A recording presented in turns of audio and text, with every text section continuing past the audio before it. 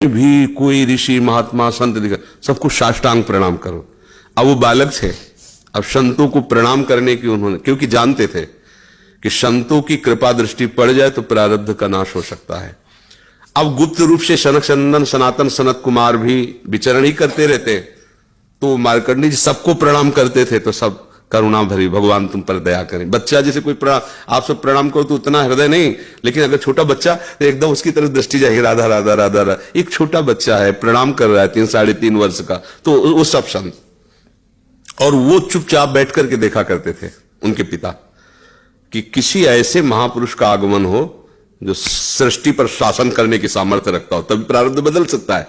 छोटी मोटी तपस्या वाले से प्रारब्ध थोड़ी बढ़ता है। उन्होंने देखा ये चारों तो कुमार हैं, सनक सनंदन सनातन सनत कुमार, जो साष्टांग किया तो वो एकदम, वो भी 5 वर्ष की अवस्था में रहते हैं हर समय। उन्होंने कहा चिरंजीवी भव, बस वो खड़े हो गए, बोले महाराज ये अभागा चिरंजीवी लायक नहीं है, इसके प्रारब्ध में 5 वर्ष की आयु लिखी और चौथा भी पूर्ण होने जा रहा है, कुछ समय का जीवन है। सनकादि ने कहा जो चिरंजीवी भव तो चिरंजीवी भव, हमने उसका भाग्य देख के थोड़ी बोला, उसका आचरण देख के बोला।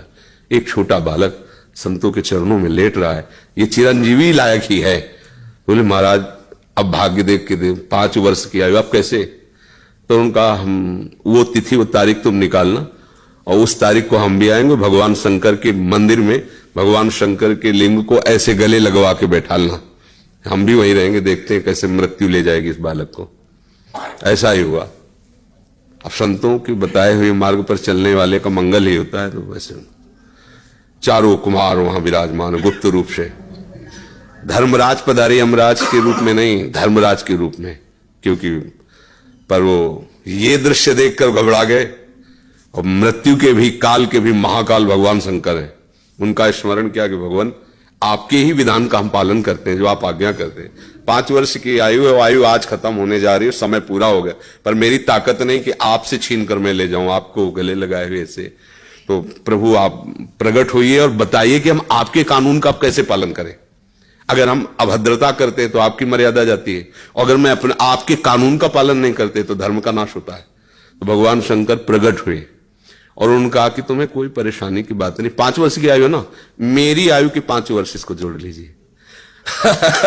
भगवान ने कहा मेरे हिसाब से, भगवान को जानते, जब यहां का पूरी सृष्टि का विनाश होता है ना, तो इतना होता है, निमेष निमेष इतने, जैसे भागवत में आता है ब्रह्मलोक में एक कमल की पंखुड़ी ऐसे छेदी गई तो मृत्यु लोक का 1 वर्ष और वहां का इतना समय।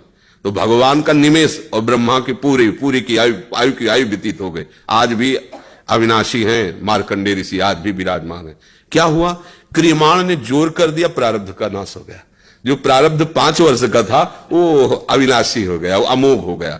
तो हम केवल पशुवत प्रारब्ध भोगने नहीं आए हैं, हम नए प्रारब्ध की रचना भी करने आए हैं। अब वो जो आध्यात्मिक शक्ति से युक्त नहीं है, केवल वो लौकिक बल से चाहेगा तो प्रारब्ध मिटिया मेट कर देगा, और आध्यात्मिक शक्ति प्रारब्ध को मिटिया मेट कर देगा। ये रहस्य है। जो भगवान का आश्रय लेकर, भाव्यु मेट सके त्रिपुरारी, भगवान का आश्रय ले लो तो जो कुअंक भाल के हैं वो मिट जाएंगे। हमारा प्रारब्ध इतना जोर, जैसे प्रारब्ध है किडनी फेल, ये पूर्व प्रारब्ध है। मां के गर्भ से इस रोग की रचना हुई, जान तो पाए 35 वर्ष की अवस्था में, 20 वर्ष बाबा जी बनने के बाद। अब मांगते खाते अपने भजन मार्ग में चलते रहे, अब किडनी खराब हो गई। अब क्या, ये तो सब रुपए का खेल इसमें, ये तो इसमें धन चाहिए, हमारे पास कुछ नहीं है। अब हम जिनके आश्रित थे उन्होंने खेल बदला, ये सब व्यवस्था कर दी। ये हमारे प्रारब्ध में नहीं था, प्रारब्ध में तो दुर्गति थी, दोनों किडनी फेल है, लेकिन आश्रय जिनका लिए उन्होंने चैप्टर बदल दिया। अब देखो किडनी खराब, 2 बजे से दिनचर्या चल रही, 2 बजे रात से। ये किडनी वाले पेशेंट की दिनचर्या होती है क्या 2 बजे रात से? तो ये है इनके चरणों का बल, और ये हमारा बल। हमारा